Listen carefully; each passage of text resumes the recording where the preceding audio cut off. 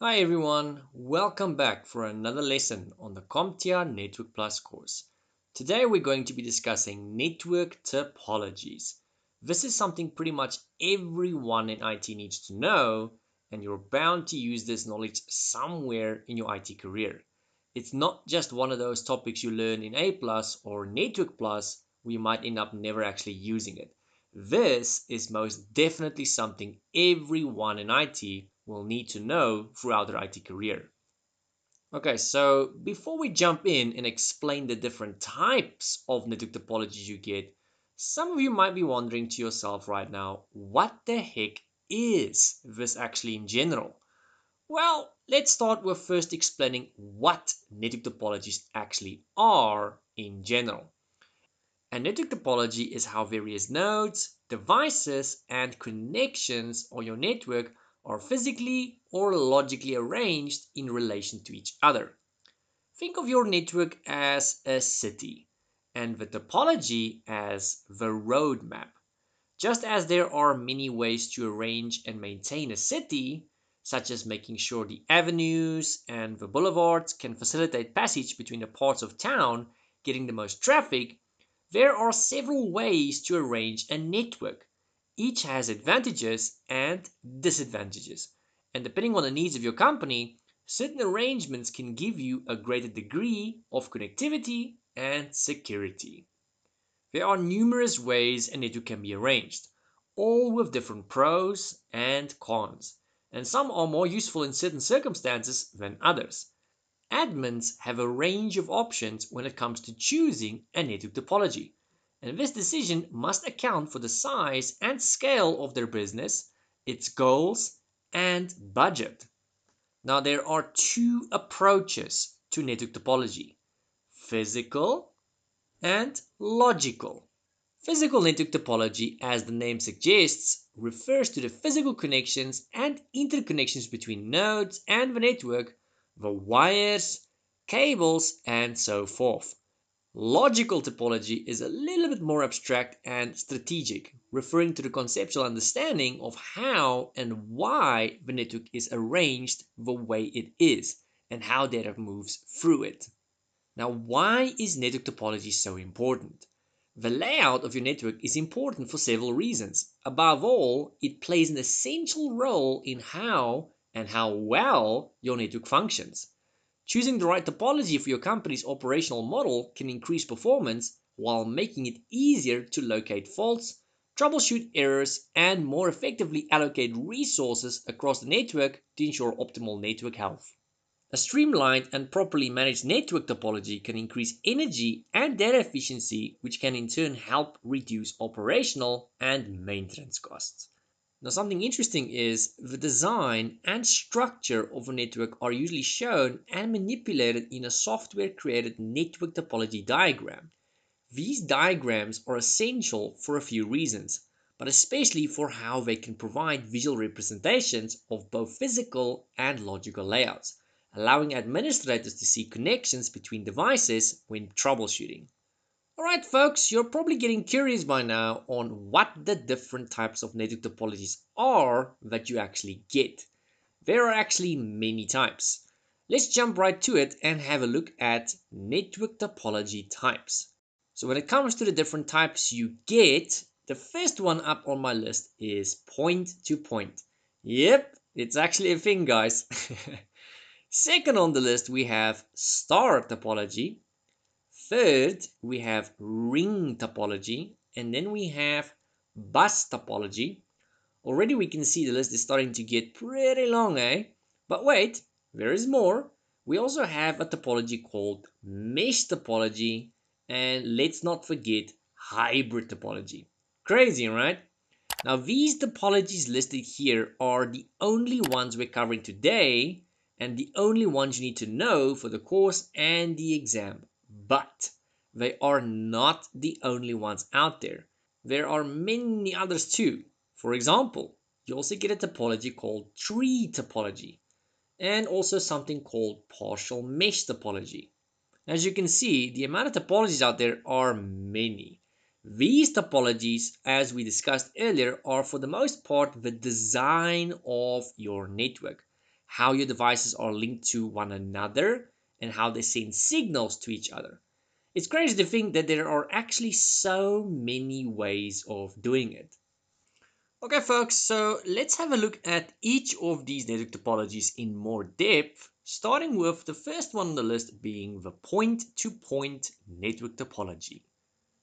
The point-to-point network topology is the simplest topology out of the whole lot, and the name actually tells you everything you need to know. It simply connects 2 points together. These 2 points are obviously devices and will most likely be two computers. It's not limited to computers though. To make things easy to understand, let's drop two PCs here for you guys and imagine that these two machines are using a point-to-point network topology. What this would look like is literally something like this. Pretty straightforward, right? It could really be as simple as plugging a network cable into the one machine and plugging the other end of it into the other machine. That is a point-to-point network. All right. What some folks might not know though is that point-to-point connections are not just limited to network cables. This could also be achieved using wireless. Okay, so using the same PCs as earlier, if I were to connect these two bad boys via a wireless connection of some kind like so. Now what kind of topology is this, folks? That's right. It's also a point-to-point topology. So that's pretty much all there is to it. Well, at least when it comes to point-to-point topologies, that is. Now, going back to our list of network topologies, let's have a deeper look at the second one here on our list, which is obviously the star topology. A star topology, the most common network topology, is laid out so every node in a network is directly connected to one central hub. This could be via coaxial cable, it could be via twisted pair cable, or even fiber optic cable. It's most likely going to be twisted pair cable though, in most cases at least. Acting as a server, the central node manages data transmission, as information sent from any node on a network has to pass through the central one to reach its destination. The central node also functions as a repeater, which helps prevent data loss. So, well, there's a bonus for you guys. The central hub in this network topology is not limited to just one type of device though. In the old days, this used to be a device called a hub. These days though, most networks use a device that looks very much the same, or pretty much the same, except in fact it is now a switch. So visually at first glance they look the same, but they are not. In the old days, it was a hub. These days, it's a switch. There's actually a pretty big difference between a hub and a switch, and believe it or not, that is something you need to know for your CompTIA Network Plus exam. You need to know what both of these are, you need to know the benefits, the pros, the cons, and the difference between them, but that is not covered in today's video. That is going to be covered in a completely different video in this course. So I'll cover that for you guys in a later video. Now, still on the topic of star topology, each network topology has its own pros and cons, or advantages and disadvantages, as some might say. Starting with the advantages of a star topology, they allow you to conveniently manage your entire network from a single location. Because each of the nodes is independently connected to a central hub, should one go down, the network will continue to function unaffected, making the star topology a stable and secure network layout. Additionally, devices can be added, removed, and modified without taking the entire network offline, so that's always a bonus, isn't it? On the physical side of things, the structure of the star topology uses relatively little cabling to fully connect the network, which allows for both straightforward setup and management over time as the network expands or maybe even contract. The simplicity of the network design makes life easier for administrators because it's easy to identify where errors or performance issues are occurring. As for the disadvantages of the star topology, if that central hub or switch were to go down for whatever reason, the whole network also won't be able to function. So that is a bit of a pickle, isn't it? If you properly manage the central device though and keep it in good health, then you shouldn't have any issues, or at least not too many issues down the line. The overall bandwidth and performance of the network is also limited by the central node's configuration and technical specifications, since everything has to go through the central node. So obviously if that central node is not going to be very beefed up, or if it's not going to be able to cope with the load, then obviously your network is going to suffer underneath that. Alrighty folks, that's pretty much a start topology for you. Let's go back to our list of network topologies. Okay, so what do we have next here on our list? Ring topology. Looking at the name of this topology, you can probably guess that something is going to look or behave like a ring, right? That would be correct. Ring topology is where nodes are arranged in a circle or ring. Same thing really.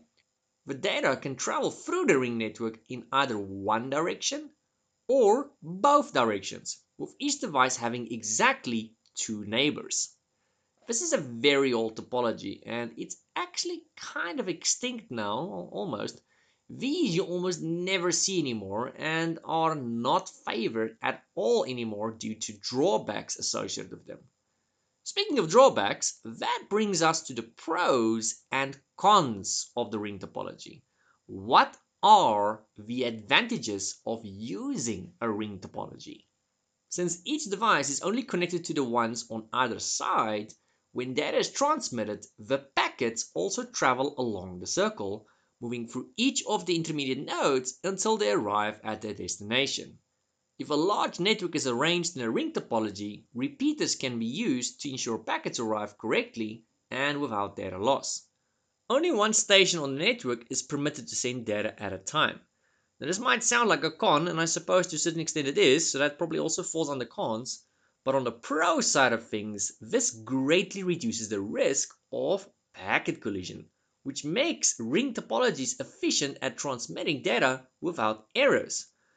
Ring topologies are cost-effective and inexpensive to install, and the intricate point-to-point connectivity of the nodes makes it relatively easy to identify issues or misconfiguration on the network. Okay, so if that is the advantages, what are the disadvantages then? Well, we kind of already mentioned one of them now, didn't we?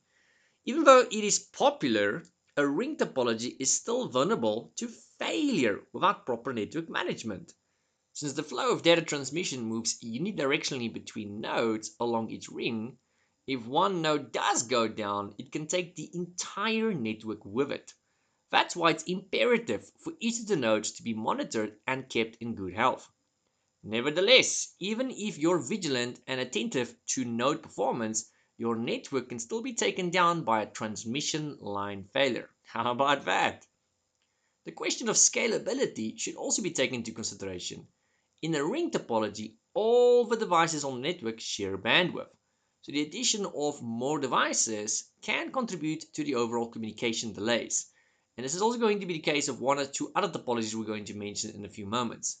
Network administrators need to be mindful of devices added to the topology to avoid overburdening the network's resources and capacity. Additionally, the entire network must be taken offline to reconfigure, add, or remove nodes. And while that's not the end of the world, scheduling downtime for the entire network can be inconvenient and, quite frankly, costly. And there you have it, guys. That's a ring topology for you in a nutshell. Alright, let's quickly peek at our list of topologies again to see what's next. So we just covered the third one being ring, so let's now look at bus topology. This topology is also actually very old and basically extinct for the most part. A bus topology orients all devices on a network along a single cable, running from one end of the network to another, which is why it's sometimes called a line topology or backbone topology.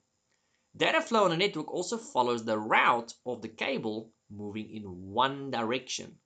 When it comes to the pros and cons of this network topology, the advantages are that bus topologies are a good cost-effective choice for smaller networks because the layout is simple, allowing all devices to be connected via a single coaxial cable or Ethernet cable.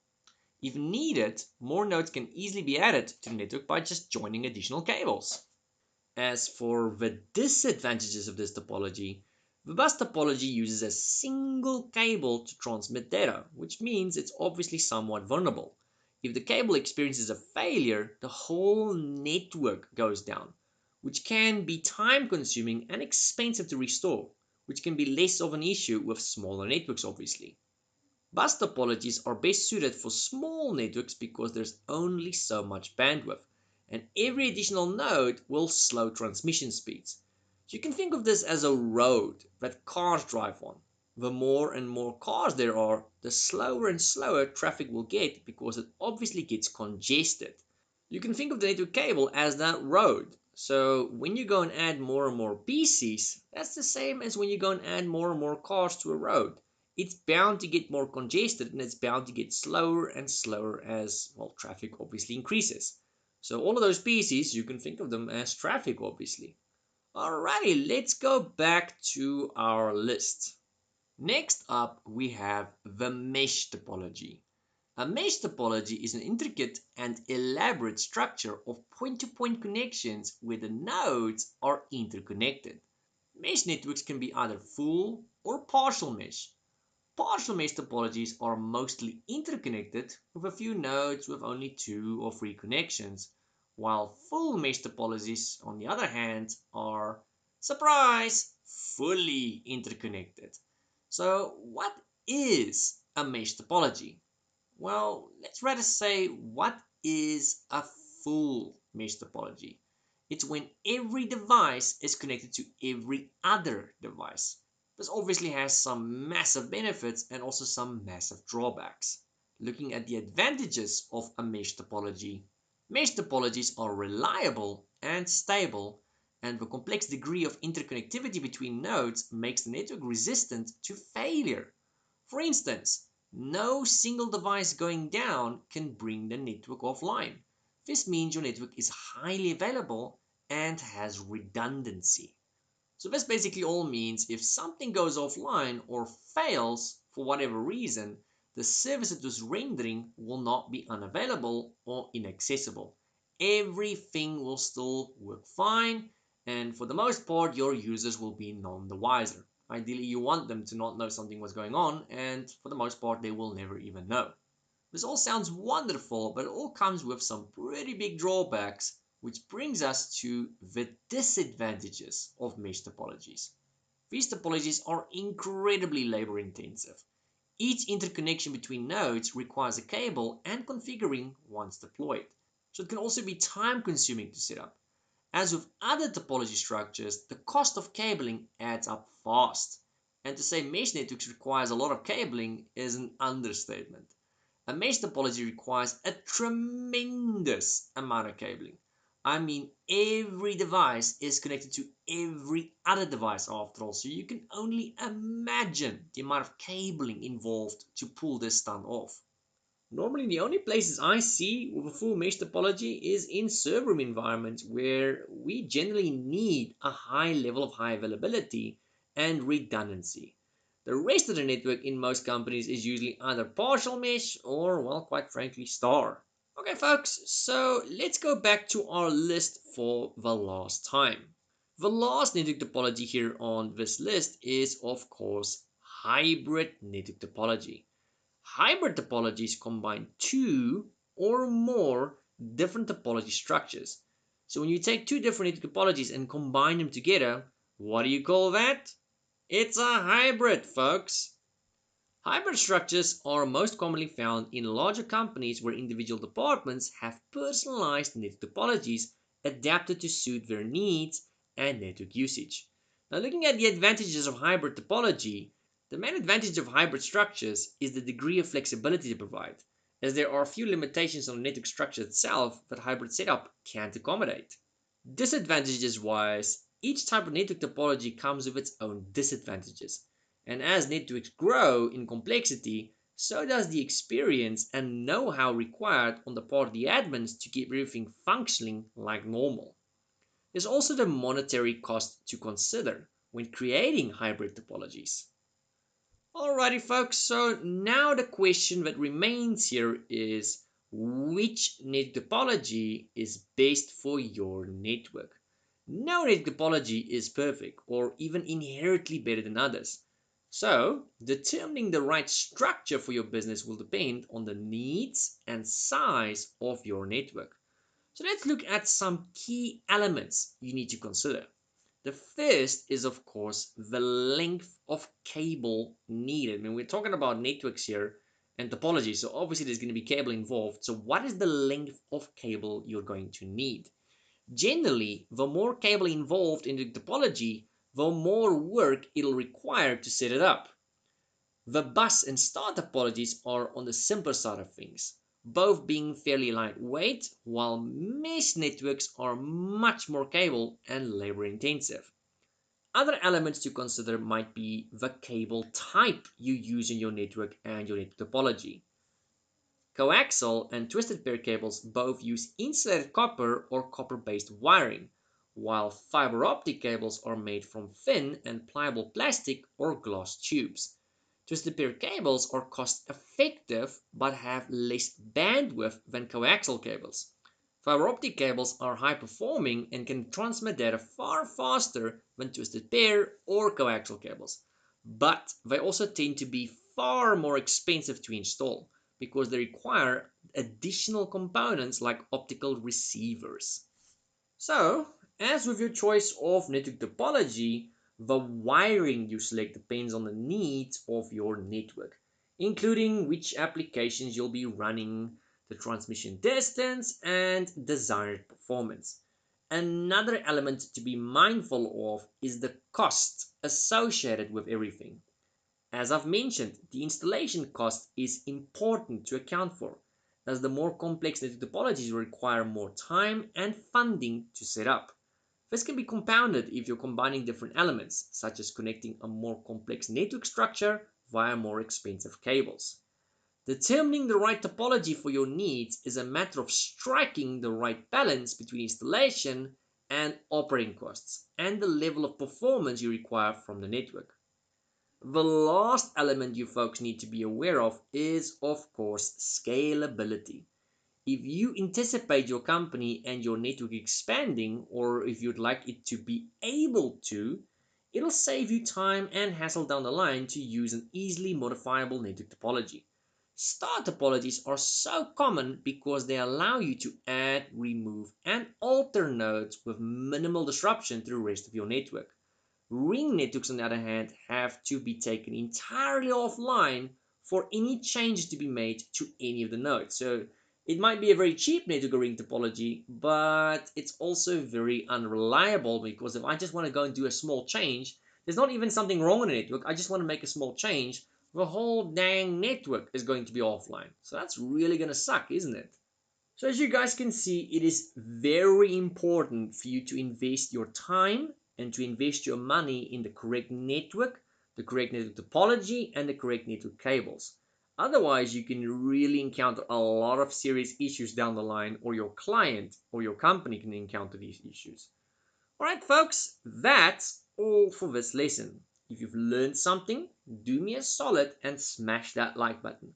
Also, if you'd like to know when I upload more lessons, remember to also hit that subscribe button. It's just one click after all, so you might as well.